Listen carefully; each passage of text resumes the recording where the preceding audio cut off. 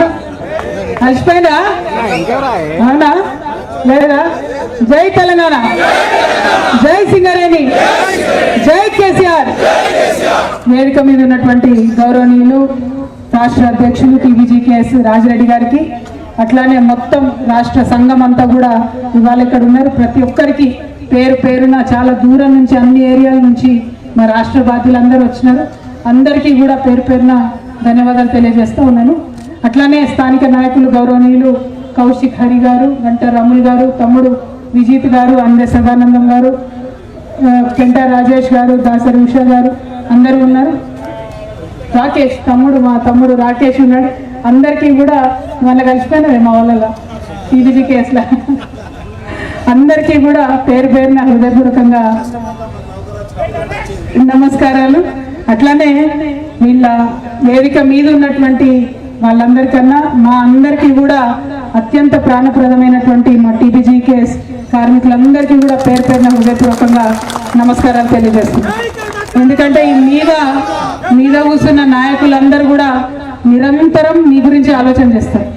ఎప్పుడు ఏ క్షణమైనా ఎవరైనా వచ్చి ఈ సమస్య ఉంది అంటే అది పరిష్కారం అయ్యేంత వరకు కూడా నిద్రపోకుండా అన్ని ఏరియాల్లో కూడా పనిచేస్తున్నటువంటి నాయకత్వం టీబీజీకేఎస్కి ఉన్నది. కాబట్టి మరి ఇంత పెద్ద ఎత్తున కేసీఆర్ గారు తీసుకున్నటువంటి మంచి నిర్ణయాలన్నింటినీ కూడా మనం అమలు చేసుకోగలిగినాం. మీ అందరికీ తెలుసు, తెలంగాణ రాకముందు ఎంత ఇబ్బంది ఉండే, మనకు ఎంత భయానకమైనటువంటి పరిస్థితులు ఉండే, సామతలే ఉంటుండే. తెలంగాణలో పరిస్థితి ఎట్లుందంటే బొంబాయి, దుబాయ్, బొగ్గుబాయ్ అనేటటువంటి పరిస్థితి చెప్పుకునేటోళ్ళం. ఎక్కడెక్కడ వాళ్ళమో పొలం ఉన్నా లేకున్నా, నీళ్లు లేక, వసతి లేక వచ్చి ఇక్కడ బొగ్గుబాయిలో పనిచేసి, నిజంగా నాకు 2 సార్లు తెలంగాణ ఉద్యమ సందర్భంలో నేను కళ్ళ నీళ్ళు బాగా పెట్టుకున్నాను. ఒక్కసారి దుబాయ్కి పోయినాం బతుకమ్మ పండుగని. దుబాయ్కి బతుకమ్మ పండుగ పోతే అక్కడ మా కార్మిక సోదరులందరూ కూడా ఎడారి లోపల వాళ్ళు పనిచేసేటటువంటి ఆయిల్ రిగ్ దగ్గరికి తీసుకుపోయారు.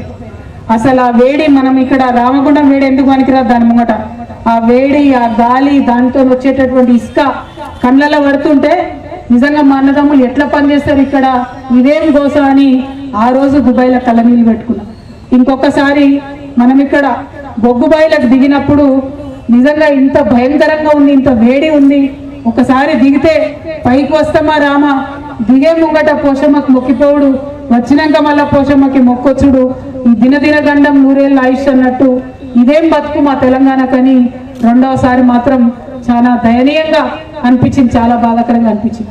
కేసీఆర్ గారు తెలంగాణ కోసం కొట్లాడాలంటే నిజంగా బొగ్గుబాయిలకు దిగినాక పట్టుదల పెరిగింది. తెలంగాణ రావాల్సిందే ఖచ్చితంగా, వచ్చిన తెలంగాణలో మా బతుకులు బాగుండాలి, బొగ్గుబాయిలకు దిగేటటువంటి తమ్ముళ్ళకు కూడా అన్ని రకాల వసతులు ఉండాలి, మా అన్నలు క్షేమంగా పోయిండ్రంటే ఇంటికాడ మా వదినలు మంచిగా ఉండాలని పట్టుబట్టి పనిచేసినాం, పట్టుబట్టి తెలంగాణ కోసం కొట్లాడినాం. అందుకే ఈ గులాబీ జెండా కప్పుకుంటే ఆ టీబీజీకేఎస్లో ఉంటే ఒక బాధ్యతలాగా ఫీల్ అవుతాం. మాకేదో జాబు ఏదో చెయ్యాలి, రాజకీయాలు ఇవాళ ఉంటాం రేపు గెలుస్తాం, ఇది కాదు విషయం. విషయం ఏంటంటే తెలంగాణలో ప్రతి ఒక్కరం బాగుండాలి, తెలంగాణలో ఏ రంగంలో ఎక్కడ పనిచేసే వాళ్ళైనా బాగుండాలి. కేసీఆర్ గారు మాకు ఒకటే ఒక మాట చెప్పారు, బొగ్గుగని కార్మికుల గురించి డిస్కషన్ వచ్చింది. తెలంగాణ ఏర్పడ్డాక కేసీఆర్ గారు ముఖ్యమంత్రి అయినాక బొగ్గుగని కార్మికుల గురించి డిస్కషన్ వచ్చింది. మరి మనం 2-3 అనుకున్నాం. ఒకటి, డిపెండెంట్ ఉద్యోగాలు ఖచ్చితంగా ఇవ్వాలి, సింగరేణిని బతికించుకోవాలి, సింగరేణి మూత పడకుండా ఇంకా మైన్స్ ఎక్స్టెండ్ చేసుకోవాలి, సింగరేణిని బతికించుకోవాలి. దాంతోపాటు అలియాస్ పేర్లతోని కొద్దిగా అవమానపడుతూ, బాధపడుతూ, భయపడుతూ బతుకుతున్నటువంటి కార్మికులకు పర్మనెంట్గా విముక్తి కలిగించాలి. మరి ఏం చేయాలి? ఇట్లా చేయాలంటే నేను, రాజిరెడ్డి అన్న, ఆనాడు మల్లన్న కూడా ఉండే, పాపం మల్లన్న, అందరం కూడా కలిసి పెద్దసారి దగ్గరకు పోతే అందరం పోయినాం, మాట్లాడినాం. సార్ మాకు ఒకటే చెప్పారు, సింగరేణిలో అప్పుడు శ్రీధర్ గారు ఉండే, నరసింగరావు గారు ఉండే, వారిని పిలిచి నేనైతే ఎంతమంది అడిగితే అంతమందికి డిపెండెంట్ ఉద్యోగాలు ఇవ్వాలి, 100కి 100 మంది తీసుకుంటామంటే 100 మంది కూడా వాళ్ళ పిల్లలకు ఉద్యోగాలు ఇచ్చుకునేటట్టు ఉండాలి, దానికి ఏం చేద్దామని అడిగాను. అంటే అధికారులు ఏం చెప్తారు, సార్ 100% ఇయ్యరాదు, 100% అని మనం జీవో ఇస్తే తెల్లారే ఎవడో ఒకడు కోర్టుకు పోతాడు సార్, అది ఆగిపోతుంది, మరి ఎట్లా సార్ అని అన్నారు.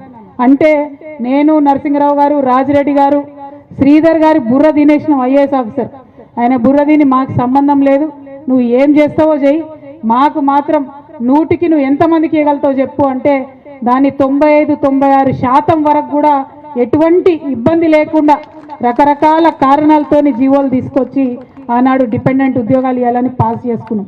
ఎంత కష్టపడ్డామో, ఎంత బుర్ర గరిగించినామో, ఎంత హృదయం పెట్టి పనిచేసినామో మాకు తెలుసు.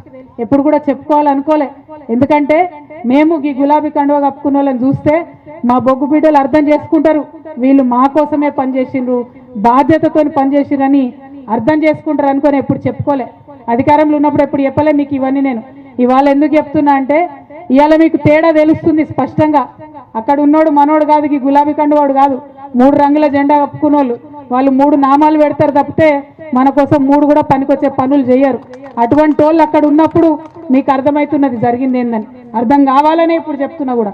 ఇక కొంచెం ఇలా కోపంగానే మాట్లాడదలుచుకున్నా, మా నాయకత్వం మీద కూడా, మా కార్మికుల మీద కూడా.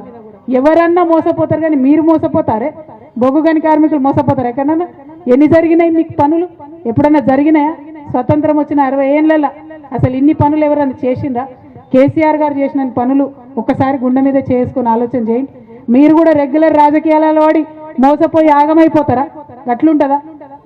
ఇక ముందన్నా దయచేసి ఆలోచన చేసుకోండి. అట్లానే మా నాయకత్వాన్ని కూడా నేను కోరుతా ఉన్నా, మీరు కూడా మీ పనితీరును సమీక్ష చేసుకోవాలి. ఒకరి మీద ఒకరు కుళ్ళు కొట్లాట, నువ్వు నాయకుడు అయితే నాకు ఇబ్బంది అవుతుంది, నేను నాయకుడు అయితే నాకు ఇబ్బంది అవుతుంది, ఇది కరెక్ట్ కాదన్న. మన ధోరణి మనం సరి చేసుకుందాం. మేము పార్టీలో కూడా మేము సరి చేసుకుంటాం, యూనియన్లో కూడా మీరు సరి చేసుకోండి దయచేసి. అన్నిటికన్నా ఎక్కువ మా యువ మిత్రులందరూ వచ్చిండ్రు, వాళ్ళకి యూనియన్లో మంచి స్థానాలు ఇవ్వండి, కొత్త రక్తాన్ని తీసుకోండి, కొత్త నాయకత్వాన్ని ఎంకరేజ్ చేయండి. వారితో యూనియన్ ఇంకా మీకు 20 ఏళ్ల పాటు నడిచేటటువంటి అవకాశం ఉంటుంది, ఆస్కారం ఉంటుంది. కాబట్టి కొత్త నాయకత్వాన్ని ఎంకరేజ్ చేయవలసిందిగా మీ అందరిని కూడా కోరుతా ఉన్నా. మీ అనుభవం కావాలి, మీకుండేటటువంటి పట్టుదల కావాలి, మీరు అంతకుముందు పడ్డటువంటి కష్టాలు, ఆ అనుభవాలకు సంబంధించినటువంటి విషయాలు కూడా ఈ పిల్లలకు చెప్పాలి. చెప్పి యూనియన్ ఎట్లా నడపాలి, కార్మికుల పక్షాన నిలబడి ఎట్లా పనిచేయాలి, అవన్నీ నేర్పించి నాయకత్వాన్ని దయచేసి మీరే పెంపొందించాలి. ఎందుకు ఈ మాట చెప్తున్నా అంటే ఇవాళ రేపటి పిల్లలకు తెలియదు మీరెంత కష్టపడి సికాసాన్ని ఎదుర్కొని, అనేకమైనటువంటి సంఘాలను ఎదుర్కొని, అనేక కష్టాలు పడి మీరు ఇప్పటిదాకా ఎట్లున్నారో, ప్రాణాలు నరిచేతిలో పెట్టుకొని ఒకప్పుడు సింగరేణిలు ఎట్లా యూనియన్ నడిపినరో ఇప్పుడు కొత్తగా ఉద్యోగాలకు ఎక్కిన పిల్లలకు తెలియదు. ఆ చరిత్ర చాలా మందికి తెలియదు. అందుకే నేను రిక్వెస్ట్ చేస్తున్నా, మీరంతా కూడా అనుభవం ఉన్నటువంటి నాయకులంతా కూడా కొత్త పిల్లల్ని గ్రూమ్ చేయండి. ఎందుకోసం ఈ మాట చెప్తున్నా అంటన్నా, నిజంగా కూడా మన టీబీజేకి వేసుకున్నంత ఆత్మ, అంత ఆర్తి, అంత ప్రేమ బొగ్గు బిడ్డల మీద ఇంకెవరికి ఉండదన్న. ఇవాళ ఎలక్షన్ ఒకటి గెలవచ్చు కాక ఒకటి ఓడిపోవచ్చు కాక ఏమి ఇబ్బంది లేదు. కానీ ఎన్నికల్లో గెలిచినా ఓడినా, పదవిలో ఉన్నా లేకున్నా, ఎప్పుడైనా సింగరేణిలో పనిచేసే బిడ్డలందరూ బాగుండాలని కోరుకునేటటువంటి పార్టీ బీఆర్ఎస్ పార్టీ, కోరుకునేటటువంటి నాయకుడు కేసీఆర్ గారు. ఏది అడిగితే అది, బోనస్ ఎంత అడిగితే అంత, ఒక్క సెకండ్ ఆలోచన చేయకుండా నేను రాజిరెడ్డి అన్న మేము బోర్డే ఆలస్యం బోనస్ ప్రకటించేది. దసరా వస్తుందంటే కేసీఆర్ సార్ మా మీద జోకులు వేసేది, ఇక వస్తుంది చూడు సింగరేణి వాళ్ళని తోలుకొని, కవిత వస్తుంది చూడు అని చెప్పి అన్నట్టే మేము పోయేది సార్ దగ్గరికి. సార్ ఆలోచన చేయకుండా ఇచ్చేది. సింగరేణి చరిత్రలో ఎన్నడూ ఉన్నా ఏమి ఇడిచిపెట్టేది లేదు. మొన్న అంటే మనకు అప్పుడే అధికారం పోయింది, అప్పుడే కేసీఆర్ సార్కి కొంత దెబ్బ తగిలి వారు హాస్పిటల్లో ఉండడం, అప్పుడే ఈ బీజేపీ వాళ్ళు కుట్రతోని నా మీద కేసులు, ఆ ఒత్తిళ్లు పెంచడం, అనేక రకాలైనటువంటి సమస్యలు ఒకటేసారి సుడిగుండంలో మనం చుట్టుముట్టడంతో మొన్నటి ఎన్నికల్లో పోటీ చేయొద్దనేటటువంటి నిర్ణయాన్ని రాష్ట్ర నాయకత్వం తీసుకోవడం జరిగింది. కానీ ఫ్యూచర్లో కేసీఆర్ గారిని అడుగుదాం, రిక్వెస్ట్ చేద్దాం, మీరు చేసినంత పని బొగ్గు గనిలో సింగరేణి కార్మికులకు ఇంకెవరూ చేయలేదు, మళ్ళా మీరే డైరెక్షన్ ఇవ్వాలి మాకు అని చెప్పి సార్ దగ్గరికి ఒకసారి అందరం కూడా పోదాం. తెలంగాణ భవన్లో మీటింగ్ పెట్టుకుందాం, మళ్ళీ ఒకసారి యూనియన్ని మంచిగా రివైవ్ చేసుకుందాం, టోటల్గా ప్రక్షాళన చేసుకుందాం, పునరుజ్జీవన చేసుకుందాం, కొత్త రక్తాన్ని ఎక్కిద్దాం, అత్యద్భుతంగా ముందుకు సాగుదామని చెప్పి మీ అందరికి కూడా నేను పిలుపునిస్తా ఉన్నాను. అదేవిధంగా మరి ఇప్పుడున్నటువంటి ఏ సమస్య మీద కూడా వెనకడుగేయొద్దు, ఖచ్చితంగా పోరాటం చేయాలి. మనం పోరాటం చేస్తేనే వాళ్ళు భయపడతారు. ఎందుకంటే ఆ ఎర్ర జెండా వాళ్ళు మరి వాళ్ళు కాంప్రమైజ్ చేసుకుంటా సింగరేణికి గతి పట్టించింది. వాళ్ళు చక్కగుండుంటే సింగరేణి ఎప్పుడో బాగుపడుతుండే. తెలంగాణ వచ్చే లోపల సింగరేణిని ఆగం పట్టించిందే ఆ ఎర్ర జెండా పార్టీ వాళ్ళు. కాబట్టి నా రిక్వెస్ట్ మీ అందరితో ఒకటే, గులాబీ జెండా ఉండాలి, బలంగా ఉండాలి. ఏ సమస్య వచ్చినా, ఇప్పుడు తమ్ముడు చెప్పిన ఎలియాస్ పేర్ల సమస్య అయినా సరే, ఇప్పుడు చెప్పినటువంటి ఓవర్మెన్ల సమస్య అయినా సరే, ఏ సమస్య అయినా ముందుండి నేను ఒక ఎమ్మెల్సీగా కౌన్సిల్లో వాయిస్ రేజ్ చేస్తాను. మీరు మన కార్మిక సంఘం నుంచి మీరు కూడా వాయిస్ రేజ్ చేయండి అని చెప్పి మీకు తెలియజేస్తూ, మరి ఏ పోరాటంలో అయినా మీ అడుగులో అడుగై నేనుంటా, ఒక చెల్లెగా ఒక సోదరిగా మీతో ఉంటా. ఎప్పుడు అవసరమైనా కేసీఆర్ గారి ఆశీర్వాదం తీసుకొని ఖచ్చితంగా మనం కొట్లాడదాం. ఇంకొక కుట్ర మీరు ఇక్కడ గమనించాలి, భారతీయ జనతా పార్టీ కేంద్రంలో 3 లేబర్ కోడ్లు తీసుకొచ్చింది. చాలా దారుణంగా ఉన్నాయి లేబర్ కోడ్స్. అవి మనం అందరం కూడా చదువుకున్నటువంటి వాళ్ళమే ఉన్నాం.